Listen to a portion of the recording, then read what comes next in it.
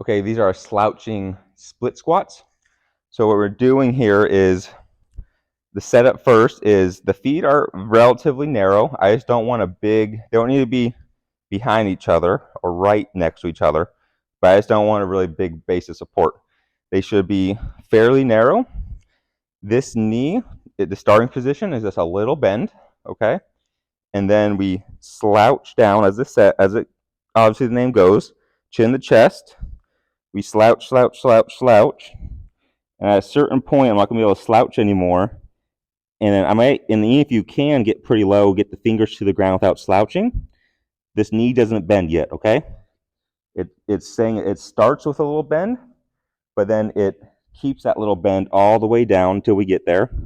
And then when we get there, we can let it bend. And when we get down, it's a pretty tight position, especially because our feet are narrow. That's okay.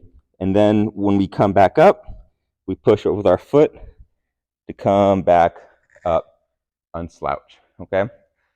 That's the general movement. A couple mistakes people make, or things that we're really looking for, I guess, more of the mistakes, is again, we're a little narrow, little bend of the knee.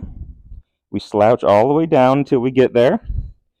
And then we come back down, then we squat down.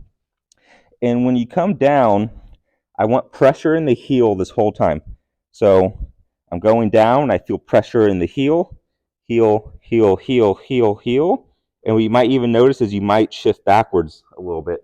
Unless you have really, really good ankle mobility, you're probably going to, as you get down, you see my body shifts back because I'm trying to keep the pressure in the heel. But on the way up, so down is heel. On the way up, I want the pressure where you're pushing to be right on this inside part of your foot, right where your arch is, or would be if you have a little bit flatter feet. I don't want you pushing in the heel on the way up, and I don't want you pushing the toes. I want you pushing right in the middle of your foot. And when you're on the bottom there, I want you to, as you, like I said, you're going to lean backwards a little bit on the bottom, but when you go up, you're going to have to lean forward, right? Because if we're on our heels here, to get more in toward the middle part of our foot, we do have to lean forward a little bit to get that leverage. And then we're going to push the middle part of the foot, push that really, really hard, staying slouched the whole time. And if you're doing that correctly, you're going to feel a lot of work done in your calves, a lot of work done in your quads, okay? Those are our slouching split squats. I'm going to show you a couple more reps because there's a lot to this one. Here. Get to the bottom, pressure on the heel the whole way down. And on the way up, I'm going to generate, push that middle part of the foot, stay slouched the whole time, and reverse it. Here's another one.